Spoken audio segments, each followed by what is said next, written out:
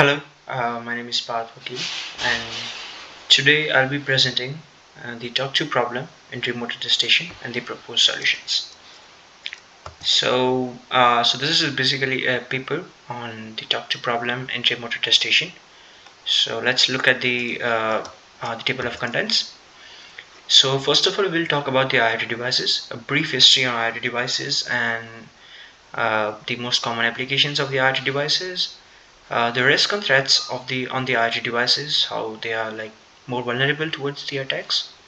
Then we will check the possible solutions and the limitations of the devices, why we cannot implement more sophisticated uh, antivirus systems on it. Then we'll check a technique called remote attestation, which is usually used to detect the presence of malware on the devices. After that, we'll look at the LTL, and because that is needed for the later use. And then we'll check the rest remote attestation, which is a hybrid method, and then we'll check the data A and data B, which are the proposed solutions. Okay, so IoT devices. What are the IoT devices? So according to the Wikipedia, the Internet of Things describes devices with sensors, processing ability, software, and other technologies that connect and exchange data with other devices and systems over the internet or other communication networks. In simple words, these are the devices, these are the embedded systems, small systems, which are like controlled either by sensors. They can be the actuators, and you can basically manage those things through a device application. So the IoT term was firstly discussed in 1982 when the Coca-Cola vending machine was made. It was presented at Carnegie Mellon University, and this machine was able to check the number of bottles still in the fridge and the temperature of these bottles. And that was probably the first IoT device discussed. And the concept of Internet of Things itself, it appeared in firstly, I guess, in the speech of Peter T. Lewis. So that's a brief history of IoT devices. Now let's check at the common applications of the IoT devices. So the most common applications of IoT devices is home automation. So in home automation, sensors are used to check the lighting, the resources in the home, the temperatures, security systems like cameras, and you can manage all those things through an application. And we can also use the more common is also in medical and healthcare. So in medical and healthcare, there are advanced devices which are capable of monitoring specialized implants such as pacemakers. There are blood pressure and heart rate monitor systems. We have also used it in smart city. So in smart city, the sensors are used for energy management, to check the carbon emissions. The smart lightnings are used. So the smart lighting is basically they adjust the lighting level based on the ambient light, reducing energy consumption and pollution, for water management, and for many other reasons. For agriculture, we can use the sensors to check the soil chemistry and fertilizer profiles. We can check the CO2 levels and the moisture in the soil, the temperature level of acidity, and all those kinds of things, which will make the agriculture process a bit more efficient. We have also used it in smart grids. So basically, smart grids are energy meters, transmission lines, production plants, and distribution points use the sensors to increase the efficiencies. In smart wearables, we almost everyone is having a smartwatch, and we all know that they are checking the health records and all the different things of your body and your routines, and they are getting saved on your device. So you can manage all those things, you can look at all those things on your device in an application. So all of this which we discussed are the applications of IoT. And so now we know how much we depend on IoT devices, how much we see them in our real life, everyday life, and how much efficient they make our lives. So let's look at this. So if this IoT devices are this good, then what are the problems with the IoT devices? Well, the Stuxnet. So basically, it was a virus. It was very sophisticated virus, which was the initial name was something different, and later it was like when the Kaspersky engineers were like reverse engineering the virus, they got this two word Stuxnet, and on the basis of that, they named it Stuxnet. Basically, what it did was it infected the devices, and they changed the speed of the turbine. So basically, the sensors were recording the speed of the turbine, and they changed it, and so that can cause the devastating results. This the another great attack was Mirai botnet. So attacks keeps happening on the IoT devices, and the reason is like uh, the IoT devices are they are very resource poor devices. So mostly the attack usually like it's on privacy, safety, or zombification. So what's privacy? So suppose if there are sensors which are detecting a very valuable information. Suppose they are in smart city. If those sensors are hacked, if those sensors are spoofed, then those vital informations can be leaked. So it can also affect the safety. Suppose fire alarm systems or smoke detectors are using IoT devices, and in some way, if a malware can disable those devices, then that can affect the safety. And zombification, this is a different kind of attack in which the malware basically doesn't do anything. Like it resides on the IoT device, and it uses the resources of IoT device to do something else. Let's say for the mining purpose. So those are the zombification attacks, and there are a wide range of IoT devices, and among them there are also this low-end IoT devices, the very small IoT devices. They are like they have many limitations because of their use cases, obviously. So like the smoke detectors, smart door locks, and those kinds of devices. So let's look at the what are like low-end IoT devices and why are these limitations. So low-end IoT gadgets and devices do not have kernel, they do not have memory management unit, they do not have operating system, no hypervisors, no memory protection unit. This is there because the cost of the device is should be kept low. The energy consumptions by the devices has to be low, and the size is also like it has to be very small. So because of these limitations, these devices cannot be resource rich, and so these devices are you cannot there are no resources to perform any kind of prevention, because obviously when we think about malware, the first idea that should come to the mind is the prevention. If we can prevent the virus from getting into the device, why would we detect it? Like uh, why won't we do the same thing, right?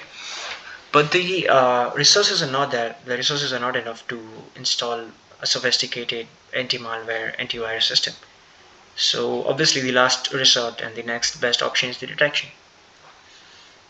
All right. So how can we detect those? Like as we see that these devices are very small. Like they are resource poor. How can we detect the presence of a malware on those devices? And so we will look at a few solutions, and then we will discuss the remote attestation. So some examples of those devices are ACR at Mega 32, TIMSP 430, and here we'll be using this TIMSP 430 in this presentation. Um, okay, so what would be the solution? So let's say why don't we make the complete executable memory read only? Why don't we do that? I mean, if we do that, the malware cannot infect. I mean, there's no memory which can be there's no memory which can be written to, right? So but the solution is not, yeah, maybe for some devices we can do this, but many devices, like if we are deployed many devices in an environment, and suppose if we want to update all of those devices, then this kind of implementation is not feasible, right? So just to allow the updates and things like that, we make the executable memory right also, and because of that, the malware can affect the programmable memory, and that's how it can be affected, right? So let's look at the one solution, which is called remote attestation. So basically, what remote attestation is, so we the prover, which is the IoT device, it's we know that prover is doesn't have many resources, right? So what we do is we ask prover to do a small computation, and on the basis of that computation, the verifier, which is resource rich, verifier will decide whether the prover was infected or not, and then the further actions can be taken, right? So let's look at how this works. So verifier will send a challenge, and the prover will, on the basis of that challenge, the prover will generate. So prover already has a key, which is mutually shared with verifier and the prover. On the basis of that key, using the key derivation function, prover will generate a new key using the challenge and the key, and then we will use that key to generate an h, which is basically, it could be like hmac function, and what it will do is it will create an hmac function of the key and the complete attested memory. So if there are any if there are any changes in the memory, then their hash will be changed, and the value of h will be different, and the value of h is sent back to the verifier, and verifier has some expected values of h because like it knows, and if the value is changed, then we will get to know whether the device is affected or not. Okay, so here's the process. We have sent an attestation request with a challenge shell. It might also contain token for authentication. Sometimes in some environments, in some deployments, you might need the verifier to authenticate your attestation requests, just in case the attacker don't perform the same thing as verifier, right? We will look at the scenario later. There's this PRV prover, the IR device, and it calculates H over the attested memory using shell. So here we can see that KDF is a key derivative function, which uses K and shell to generate a new key, and that is like the HMAC of that, and the attested region is done. This is the value of H, and the verifier verifies the value of H. This is sent back to the verifier, and it will verify the value of H against the expected values. Okay, now this is the scenario of remote attestation, and there are basically three types of remote attestations. We will be discussing one of them. So the other three types are software based remote attestations. Software based are used if there is no hardware support, so we will use the software based, but the software based remote attestation does not guarantee the non-leakage of the k value of k. On the other extreme, we also have hardware based approaches, but they require the PRV's attestation functionality to be housed entirely within dedicated hardware, and you can do the modifications to the CPU symmetrics.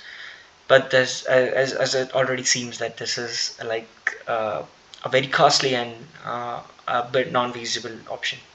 That's why we also have a third category, which is called hybrid, where the most of the work is done by the software attestation part, and limited thing like the ensuring that the leakage of key doesn't happen, and that the function is called like an atomicity. The function is correct and it is called in a nice and proper way. That is implemented in the hardware part. So we have this hybrid remote attestation also. We will look at the hybrid remote attestations. But first of all, we will look at a logical linear temporal logic. So we will look at this because in the future slides we will have to understand this the equations using the LTL, and for that we will have to know the basics of the LTL. So let's look at the LTL. Basically, what it is it allows you to write an equation of the future states of the machine. I put that in very simple form. Let's look at the definitions, and we'll look at the example. So suppose x phi, that is the next phi, holds if phi is true at the next system state. So if phi is true, if phi is going to be true in the next state, then the next phi holds. F phi is the future phi. So if suppose it is not going to hold in the next state, but eventually it will hold, then it is called future phi. Globally phi. The phi holds for each and every state. Phi until psi. So phi until psi means there is a point in future where psi holds. So psi eventually holds, and until then phi holds. So phi holds for all the other states until the psi holds. And phi weak until psi holds means that There might be a point in future where psi holds, and until then the phi holds, and if the psi doesn't hold, then the phi will hold forever. Okay, so it might seem complicated, but let's look at the example. Suppose we have a small code. So we have the variable I, and we are looping it over the range 1 to 10. So, and we'll predict the I, right? Now suppose our first state P, let's say it is I is even, second is Q, that is I is 3, and the R is I is an integer. So these are the three these are the three basically the requirements. These are the three things we'll be checking. Now let's look at each and every state. So at first the I will be 1, and then it will increment to 2, it will increment to 3, then to 4, 5, 6, and it will keep happening till 10, right? It is to mention that the system might also have infinite amount of states, and we can also represent the same thing using this kinds of equations. So this arrow shows that this like from this state we will only go to this state. There is no backward arrow, so there is no 2 to 1, right? So we are not decrementing anywhere. Okay, so let's see. At I is equal to 1, the R holds. So R is an integer, I is an integer, and for each and every state I is an integer. So we can say that R globally holds. So R holds for each and every state, right? And the second point, P is even. So if suppose this is the state 0, we can say that P the next state like P holds at the next state, right? Because the I is equal to 2, and the P asks for I is to be even, and so P holds. So here we can say that P holds at the next state, or we can say that P eventually holds, or that P eventually holds always, because see, we can see that P here the P holds here even if it doesn't, but at the next state it does, and at this point it doesn't, but at the next state it does. So P eventually, so always eventually P holds, right? Okay, so that's one way. Now there is Q, right? So Q holds at only one point, right? So here we can say that eventually Q holds. We cannot say that next the Q holds at the next state, because here it doesn't hold at the next state, but here it does. So that is the way we can represent the LTL equations. After gaining the basic grasp on LTL, let's move at a hybrid remote attestation type, hybrid remote attestation technique, which is called VRASCD, VREST. And let's briefly look at the example of VREST, how it is done, and the basic components and all everything. So here is our MCU core, okay, and here's the memory backbone. This is the software attestation part. We are assuming that this is the read-only memory, so attacker will not change this memory. The K is the key, but it has to be kept has to be kept secure and protected. We have to make sure that the attacker cannot read the value of K, otherwise it can compute the valid HMAC of the attested region. So K is kept secure. This is the software state, so we will be using this to store the values from this and the challenge. Okay, so this is the available RAM for the application, and this is the code of that, right? And this is the hardware part. The hardware part makes sure that this doesn't gets leaked. This is executed, so when this is executed, there are no interruptions, and it is executed in atomicity. And so MCU core will give us this signals. Let's look at each and every signal. So PC is current program counter value, so it will hold the current instruction that is being executed. IRQ is the interruption signal. WEN, so if MCU is writing to the memory, then this WEN will be true. D address, so suppose if you're writing to the memory, then the memory address will be stored as D address, right? And there is the DMA enable bit. So if so there are two ways. One, we can write the memory through CPU, or we can use the direct memory access to access the memory and write to the memory. So if we are using the DMA, then DMA enable bit is set to 1, and DMA address is the address of the memory which we are writing to using the DMA. Then there is CR. So this is code room. Code room basically is from here to here. So there is a code, the memory address of code from CRmin to CRmax. K room. So this is memory where the K is stored. So this is the memory. Then we have XS. So exclusive stack, which is used for the remote attestation computation and all those things. Here's that memory. Then we have Mac RAM. And then we have attested region. So attested region is the entire memory. So here in VREST model, we can basically also supply the value of attested region. In Jata and Data B, we are assuming that the complete programmable memory is the attested region, and there is a reset bit. So if someone, let's say, tries to do this, change this, or suppose if the attested region, the computation is not valid, then we will reset the entire the registers and everything before executing the next instruction. Okay, so let's look at the definition, end-to-end definition of soundness of this. So uh, first of all, let's understand how it works. So the verifier will send a shell, that is a challenge. On the basis of the challenge and the value of key, a new key will be derived using the KDF, the key derivation function.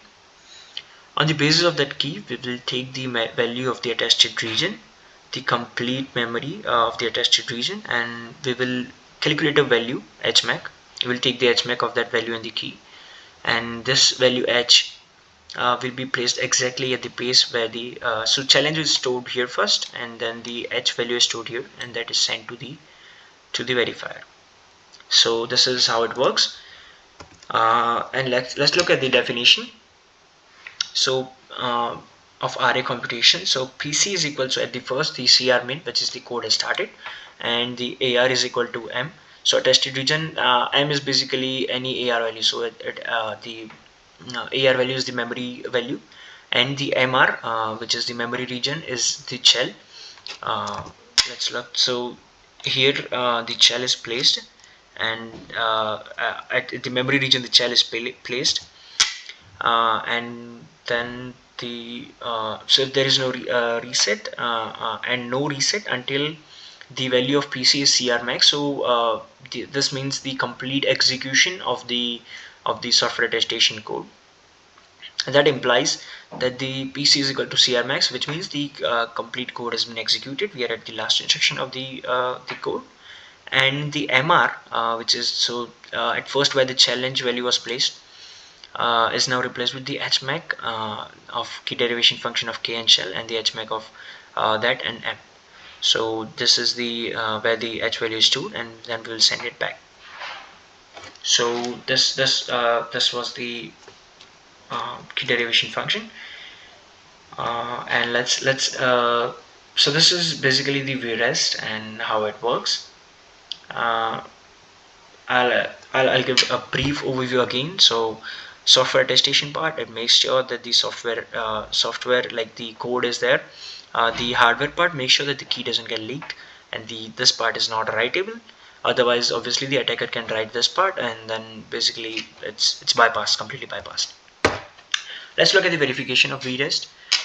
So we will look at the verification of VREST because the same method is used to verify the data A and data B. So secure remote attestation has two required properties. That is key protection and safe protection. Key protection. So first of all, we will describe those properties, and then we will try to implement a solution which will which will satisfy all these properties. So key protection basically means key access control and key confidentiality. So key is not accessed by anyone. There is no key leakage, and then there is key confidentiality. And the secure reset, which means that memory tainted by K and registers must be erased at the reset. And at the safe execution, there is functional correctness, the atomicity, that the complete execution is done at once, immutability of the code of the software attestation, otherwise it is completely bypassed, and the controlled invocation. So how does the verification is done is basically we will formalize the sub properties, which are the properties of LTL, right? Then we will write the code.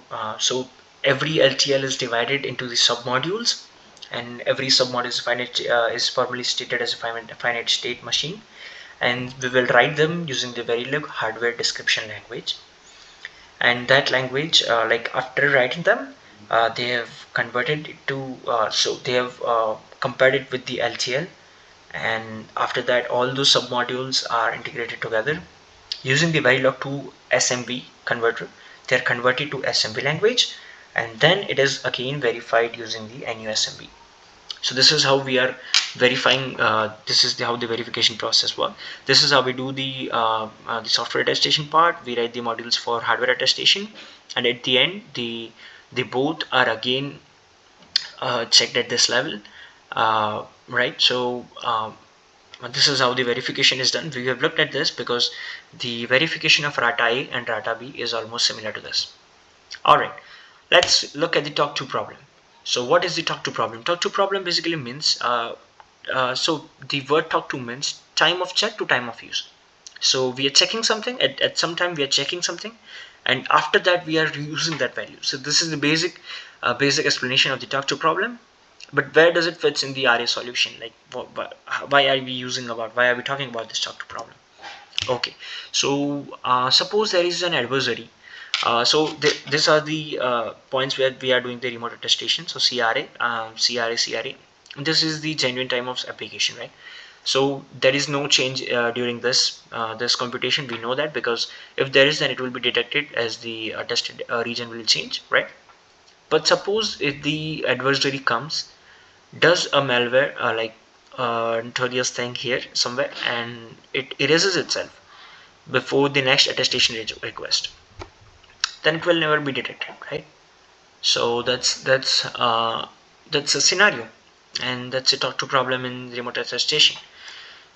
So one probable solution is consecutive self measurements. So what consecutive self measurement means? What we will do is we will increase the frequency of remote attestation, and we will increase it so much that the malware cannot come and erase itself before we do the second request. And that's the one possible solution. But there's a problem with that. So suppose the utilization is CAP is basically the CPU utilization by the application upon the complete utilization by the device.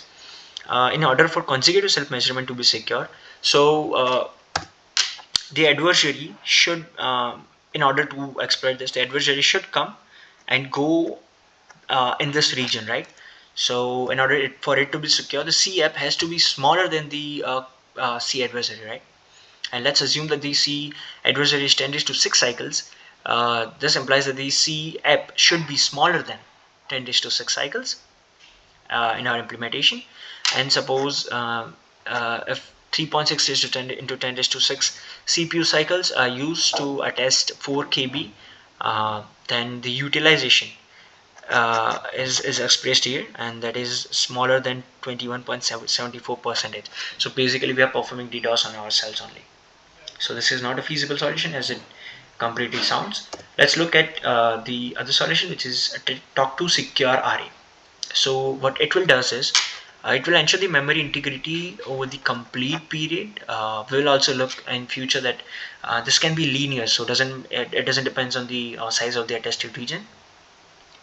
And so let's look at the RATA A, which is the first solution. The only difference is RATA A assumes that there is an RTC based TOCTOU secure technique. So it assumes that there is an RTC clock in the hardware, which is not probably there in the most cases. So this is just an this concept, and the RATA B can be the actual solution, right? So let's look at the RATA A. RATA is implemented in the hardware component. So we have looked at the VREST, and RATA is also implemented in the hardware. Then there is an LMT value. So this is stored in this is complete attested region. We are considering the complete programmable memory region as the attested region, and there is a value LMT here, and that is inside AR. RATA enforces that LMT is always read only for all software on MCU and for DMA. So no software on MCU or DMA can change LMT, because if we can change the LMT, if the adversary can change the LMT, then there is no meaning of this. So the hardware part makes sure that the LMT is not it is readable for all the MCU and DMA units. But so how this works is, suppose if at any point if any adversary changes the programmable memory, then LMT will instantly store the value of the RTC clock, the timestamp, and on the next attestation request, the LMT value will be sent to the so attested region is completely computed, and as the LMT value change, the HMAC also changes, and that is sent to the verifier, which already has some expected values of H, and as the LMT value changes, it falls outside of the expected value. Maybe the last request, the HMAC of the last request and the HMAC of the new request will change. So that's how the verifier will get to know that the adversary maybe at some point change the value of programmable memory. So the verifier verified the value of H with the value of last modified out of pricization. And let's look at the implementation. And so basically the implementation and verification of RATA A is completely similar to the implementation of VRES. So first of all, we are writing we are making the submodules. We are defining the properties of the system. Then we are writing it using Verilog hardware, uh, uh, right? Uh, yeah, and after that we are converting it to the SMB, and we are checking the LTL properties using the NU SMB. Okay, so let's look at the construction of RATA A. Let LMT be a memory region that belongs to the AR attested region, which is here. This is the AR and this is the LMT. Okay, see attest upon receiving the challenge, PRV calls vrest, and this is calculated and sends the value of the LMT, that is the H. Enforces the following invariants. The hardware has to enforce this in order for this to be secure. The LMT is always has to be read only. LMT is written with the current time of from RTC if and only if AR is modified. Otherwise, like we will have false positives. Where reset is a 1 bit signal that triggers an immediate reset. So after that, the T0 is an arbitrary time chosen by VRF. So it will compare the value of the H to the earlier received value, and it will get to know that if the value changes, then the modification has been done. Let's look at the graph. So this is a state, this is modification state, not modification state, and reset state. At any point, if someone tries to change the memory of LMT, will come to the reset, which will empty all the registers and do the reset before executing the next instruction. So at first, suppose we are at here, that is not modification, and adversary modifies it. So so we will move to this state if and only if the AR is modified and not the LMT, right? And if the LMT is modified, we'll directly go to the reset. From the modification phase, if again the if adversary changes the LMT, we will go to the reset. So these are the three states, that is not modification, modification and reset.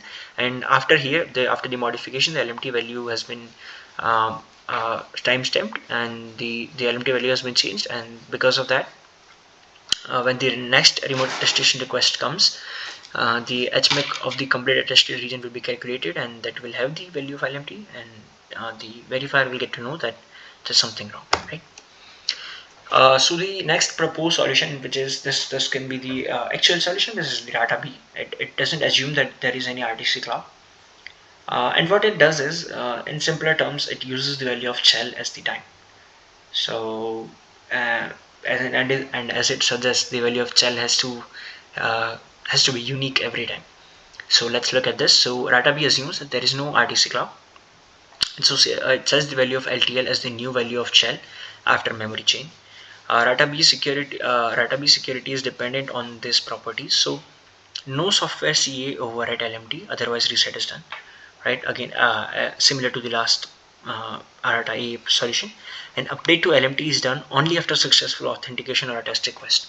So this is very important, because suppose if so we are we are not time stamping the value. We are dependent on the verifier's shell value to set the LMT, right? So suppose what an attacker can do is it can do the malware infection, it can erase the memory, and then what it can do is it can call the attest request with the old value of shell, because the LMT will update with the new value of shell.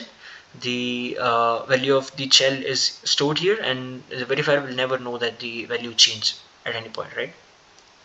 We will look at this in more detail now, but let's see. So on first successful authentication after AR modification, LMT will update with current value of shell. We'll look into this more clearly in the next slide. So authentication of VRF request is much necessary, and as I said, if it is not, then an adversary can bypass the complete system. And the uniqueness of LMT must be enforced if shell is reused. And we will also look at like how if the LMT value is not unique, then the shell value is not unique, then how can attacker fool the system? Alright, okay. So I'll look at this slide, right? And here rata B is proposed, and shell is the value, is the challenge. So now how rata B works is, so there is also a bit called UP LMT. This is a bit which will turn on when there is a change. So let's say an adversary is there, right? So at first we do the remote attestation request, let's say time 0. So at that time, the first request, the value of shell, this value of shell is getting stored in the program memory as the value of the LMT. So initially the LMT is the value of shell 0, okay, at time 0. On the second request, there is no modification yet. So on the second request, we do not change the value of LMT. It is still the shell 0, and so the H value will be the same. Again at the third request, we are calculating the HMAC function just like we do in rata A, and we are not again changing the value of LMT because there is no change in the programmable memory. So we will not change the value of LMT. It is still same, the value shell 0. Now suppose between third and fourth request, if an adversary came, it wrote to the memory, instantly the value of UP LMT will change to, that is the update LMT will change to 1. So now that the adversary has done the infection, and it is like it has completely removed its code and everything is back to normal, but the UP LMT bit is 1. So on the next attestation request, the system will check whether the UP LMT bit is 1 or not, and if it is true, then we will take the value of new challenge and we will attest it to the LMT, and then we will take the HMAC of the completed tested region, which also includes LMT, with the new value, and we'll send it back. So as the value is new, the verifier will get to know that there was the modification.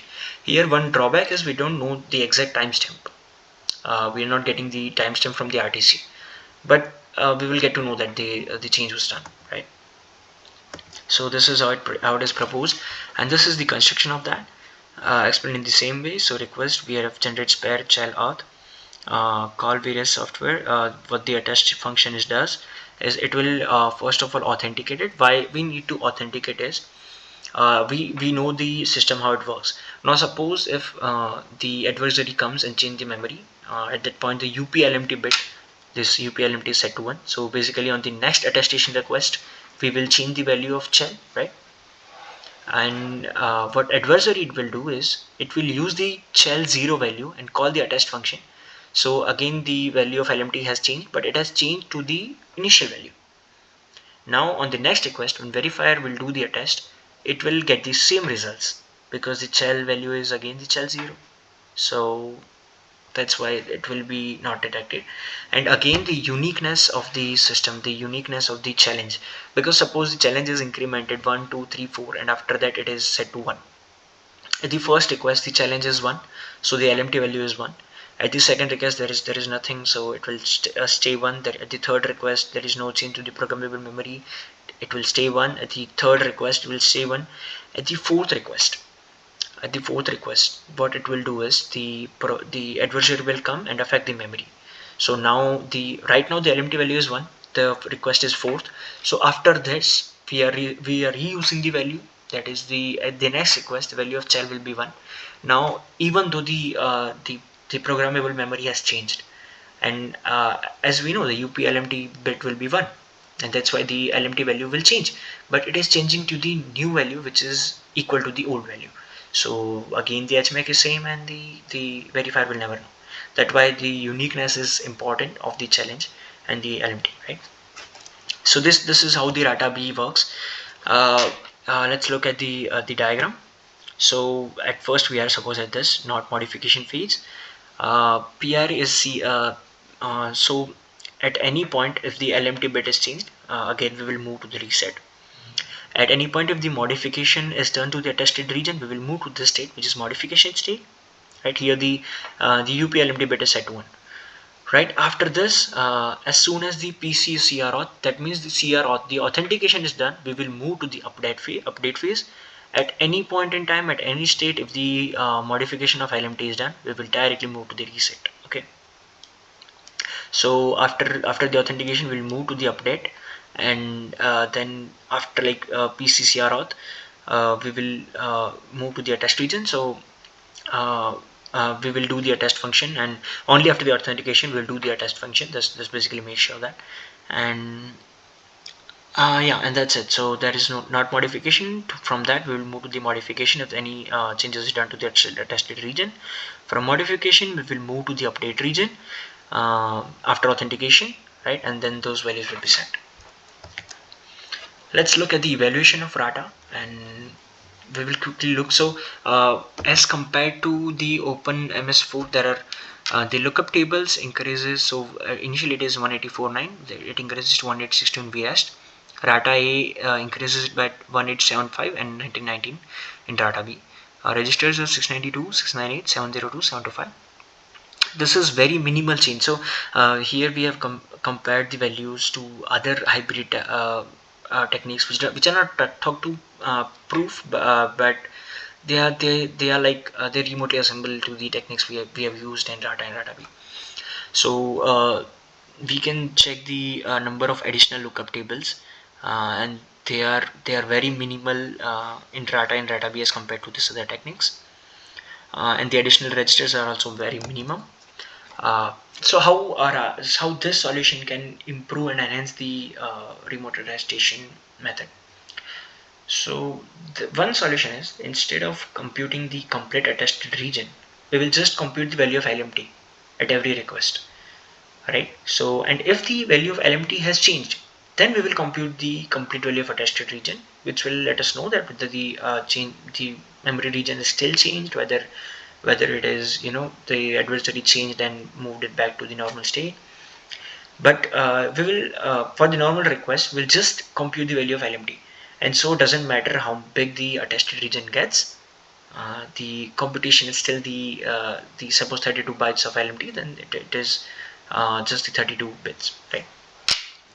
So here we have seen, so the regular AR attestation, the other RAs, and the LMT attestation. It was obviously it will only attest the LMT region, so it remains same, remains same. And if there is a change, then we will compute the complete AR. Otherwise, we don't have to do that. So this is how this method, as compared to other remote attestation methods, will decrease, or maybe I can say it will standardize the time, the execution time, which is few seconds only. So this was the presentation, and I hope you understand how RATA B works, and the TOCTOU problem is solved in the remote attestation. There is also RATA is also it can also help the device to device malware. So suppose if there is a swarm environment where multiple devices are deployed, and a malware can it can jump from one device to another device. In this scenario, how RATA can help is, what RATA will do is RATA B is suppose implemented in all of the devices. Then at particular time only we will take the request. So we will send the attestation request to all of those devices, and they'll reply us back. So if it is done parallelly, then there is no place for the malware to hide, and which means that though the malware will be detected, right? So this is one possible solution. I hope you liked the presentation and you understood how it works, how the presentation, how the TOCTOU problem is present in current remote attestations and how it is solved using this RATA and RATA-B. Thank you. My name is, these are the references, and my name is Parth. Thank you very much.